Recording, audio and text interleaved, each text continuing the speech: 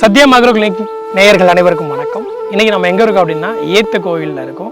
இந்த ஊரில் வந்து பார்த்திங்கன்னா மரம் மாங்காய் எல்லாமே கொத்து கொத்தாக அழகாக பார்க்கவே கண்ணை கவர்ந்த மாதிரி இருக்குது. ஸோ இந்த விவசாயத்தை செய்து கொண்டிருக்கக்கூடிய ஒரு விவசாயத்தை நம்ம சந்திக்க போகிறோம். அவர்கிட்ட நிறைய விஷயங்களை கேட்டு தெரிஞ்சுக்கலாம். வாங்க வீடியோக்குள்ளே போகலாம்.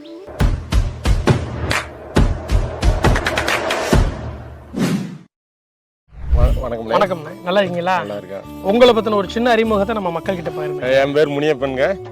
நான் தேனி மாவட்டம் ஏத்தக்கோயில் கிராமம். ஒரு விவசாயி. மாங்காய், ரோஸு, தக்காளி, வெங்காயம், கத்திரிக்காய், தட்டாம்பேர் எல்லா மகசூல் எடுத்துக்கிட்டு இருக்கேன். எல்லாமே பயிர் பண்ணிட்டு இருக்கேன். இப்போ மாங்காய் மட்டும் எத்தனை ஏக்கர் போட்டிருக்கீங்க? இப்போ வந்து ஒரு ஏக்கருண்டா ஒரு 2 உளி, ஒரு ஏக்கர் ஃபுல்லாக மாமரம். ஒரு ஏக்கர். இப்போ மாமரம் அப்படின்னா இது எந்த மாசத்துல நடவு பண்ணா ரொம்ப சிறப்பா இருக்கும்? இது வந்து தை மாதத்திலிருந்து காய் கொண்டு வந்தோம்னா சித்திரமா லாஸ்ட்ல எடுக்கக்கூடிய மகசூல் வந்துச்சுன்னா கொஞ்சம் லாபம் கிடைக்கும். நீங்க எந்த மாதிரியான தண்ணி முறை பாய்ச்சறீங்க? இப்ப ட்ரிப் மூலமா பாய்ச்சறீங்களா இல்ல வாய்க்கா தண்ணி தான் பாயும்? வாய்க்கா தண்ணி. எத்தனை நாளைக்கு ஒரு முறை தண்ணி பாய்ச்சு? 15 நாளைக்கு ஒரு தடவை. 15 நாளைக்கு மழை இல்லைனாலும் 15 நாளைக்கு ஒரு தடவை தண்ணி பாய்ச்சா. ஆமாம். பெரும்பான்மையா இப்போ அழகா மாங்காய்லாம் பாத்தீங்கன்னா நல்லா கொத்து கொத்தா இருக்குது. இந்த மாங்காயில வந்து என்ன மாதிரியான நோய்கள்லாம் இந்த மரத்துக்கும் மாங்காயில? கொம்பு பூச்சி மாதிரி கொம்பு பூச்சி மாதிரி இருக்கும். செல்லு பூச்சி மாதிரி மொயின்னு மொய்க்கும். அப்போ பூவுன்னா பூ விட்டோம்னா ஒரு சின்ன புழுவா இருக்கும். சின்ன புழுவா இருக்கும். ஆமாம். அது கூட என்னன்னா ஒரு இயற்கை டானிக்க ஒரு கெமிக்கல் சேர்த்துக்கிறேன்.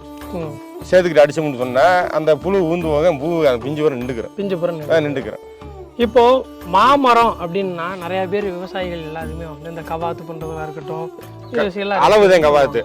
அளவுதான். அளவுக்கு மீறி போனா அது காய்க்காது. அது ஒரு வடியா மரம். நம்ம குறிப்பிட்ட எந்த அளவுக்கு நம்ம அதுக்கு இடைவெளி ஓடுறோம்? அந்த கவாத்து இடைவெளின்றது வந்து ரேஸ் அந்த தூரில் இருக்கு பார்த்தியா? இந்த தூர்கள் இருக்கு பார்த்தியா? இப்போ இந்த கொப்பு எடுக்கக்கூடிய உப்பு, இந்த குப்பை எடுக்கக்கூடிய கும்பிடுத்தே எடுக்கணும். இதுக்கு மேல இருக்க நம்ம செய்யக்கூடாது. அது மீண்டும் வளைஞ்சு கீழே வர அதை நம்ம வெட்டக்கூடாது. இந்த காப்பு அளவுக்கு மட்டும் தான் வளைஞ்சு வரும். அப்போ நம்ம அதை வெட்டிடக்கூடாது. காயப்பிடுங்கன்னா மேலே ஓடி போயிடும்.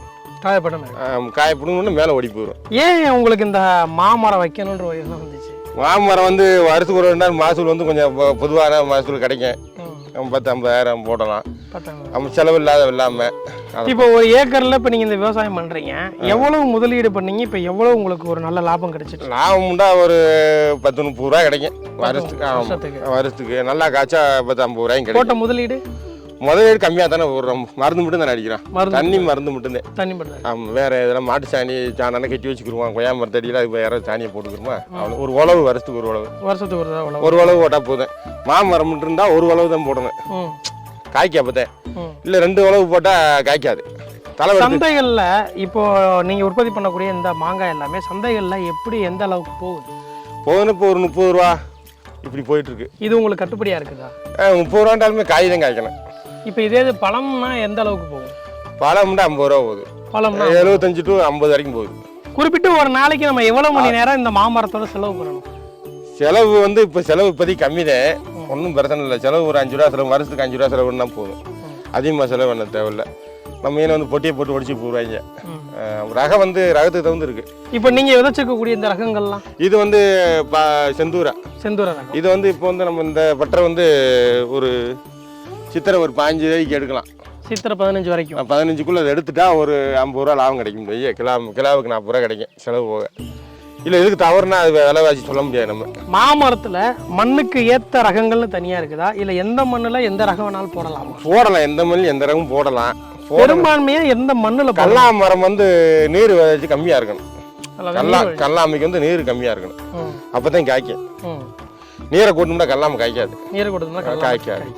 ஏரி வெயிலில் கல்லாமல் இருந்தால் அளவான தண்ணியை விட்டுக்கிட்டு இருந்தோம்னா காய்க்கும். நிறைய காய்க்கும். இப்போ அப்படின்னு எடுத்துக்கிட்டோம் அப்படின்னா இந்த மாங்காய்கள்லாம் எத்தனை நாளில் வந்து நம்ம 3 மாதம் 90 நாள். 3 மாதம் 90 நாள். இதில் தையில் ஒரு பட்டரை பூ விடும். அது நின்றுச்சுன்னா இப்போ ஒரு அது 3 மாதம் கணக்கு. சித்திரை 10 தேதிக்குள்ள ஒடிக்கலாம். சித்திரை 10 தேதி. ஆமாம். அது ஒரு ஐட்டம். இப்போ பிஞ்சா இருக்குது கூட வையாசிக்குள்ள லாஸ்ட்டில் தான் வரும். இந்த பிஞ்சு வர இந்த பிஞ்சு எல்லாம் எத்தனை நாளில் நம்மளுக்கு உருவாகுது? அது இப்போ அதான் சொன்னேன் 3 மாதம் கணக்கு வரணும். எல்லாமே மொத்தமாக சேர்த்து பெருக்கிறது வையாசியோட முடிஞ்சுக்கிறேன். வையாசி லாஸ்ட்டோட கம்மி. காசா வந்து ஆவணி வரைக்கும் இருக்கும். ஆனி வரைக்கும் இருக்கு ஃபர்ஸ்ட் எடுத்தோன்னே காசா வந்து ஆடி மாதம் வரைக்கும் காசாவும் இருக்குது. ஆடி மாதம் அது கொஞ்சம் மகசூல் ரேட்டு அதிகம். அரிசியில் போகிறப்ப விலை கிடைக்கும் காசா. இதுகளுக்கு வந்து இந்த பட்டறையில் வந்து விலை கிடைச்சது தான் போனது. ஆமாம். அப்போ எல்லா பேரும் சேர்ந்து வரும்ல, காசு அதுக்கு வந்து கொஞ்சம் ரேட்டாக இருக்கும். கல்லாமைக்கு வந்து இப்போ காய் பிடுங்கணும், இப்போ பிடுங்கன்னா கொஞ்சம் மகசூல் ரேட்டு கிடைக்கும். ஆமாம். இப்போ நீங்கள் இந்த மாமரம் போட்டிருக்கீங்க, இதுக்கு பக்கத்துலேயே வந்துட்டு கொய்யா மரத்தையும் பார்க்குறோம். ஆமாம். மாமரத்துக்கு நடுவில் கொய்யா மரம் ஊடு பயிராக போடலாமா? போடலாம்னு இல்லை, இது ஒரு ஓசியாக கண்டுபிடித்த விவசாய ஆஃபீஸில் இருந்து அது அப்போ அப்படியே வச்சு விட்டேன். ஆமாம், வச்சு விட்டேன். மாமரத்தின் நடுவில் அது அப்படியே வளர்ந்துருச்சு. அது இன்னும் மாமரம் பத்த அது நிறைய நரிங்கிறேன். ஒன்றும் பிரச்சனை இல்லை, நம்ம திங்கிற அளவுக்கு வந்துக்கிட்டு வேலையை முடிச்சுக்கலாம். இப்போ நீங்கள் நம்மளுடைய சத்யம் அக்ரோக்ளினுடைய எந்த உரங்களை வந்து இந்த மாமரத்துக்கு இப்போ சம்பூர்ணா, அச்சயா, டயானோட்ரி, இது 3 தான் யூஸ் பண்ணுறேன். இந்த 3 யூஸ் பண்ணுறேன். இந்த 3 யூஸ் பண்ணுறது பொது அர்த்தமாக இருக்குது. பிஞ்சு அதிகமாக உதுற இடத்துல கொஞ்சம் கம்மியாகுது. 3 டீப்பு வந்து ஓட்டிருக்கு. காய் நல்லா பருமனாக இருக்குங்க. பருமா பரவலப்பாக இருக்குது, ஒன்றும் பிரச்சனை இல்லை. பூ அதிகமாக எடுக்குதா?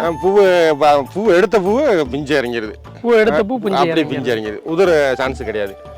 ரொம்ப நன்றி, நான் உங்களை சந்திச்சதில்ல. சந்தோஷம். இன்னும் மேலும் மேலும் நிறைய விவசாயம் செய்து இல்லை நல்லா இதவே யூஸ் பண்ணால் நல்லா தான் இருக்குது. மக்களுக்கு வந்து நல்லது தான், கெமிக்கல் கம்மி தானே, ஒன்றும் பிரச்சனை இல்லை.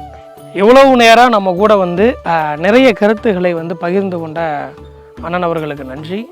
தொடர்ந்து இன்னும் நிறைய விவசாயிகளை சந்தித்து இந்த இயற்கை மீதான ஒரு ஆர்வத்தையும் மக்களிடையே இந்த இயற்கையில் சார்ந்த விவசாயத்தையும் எடுத்து சொல்லக்கூடிய சத்யம் அக்ரோக்ளினிற்கு உங்களை அன்போடு வரவேற்கிறோம்.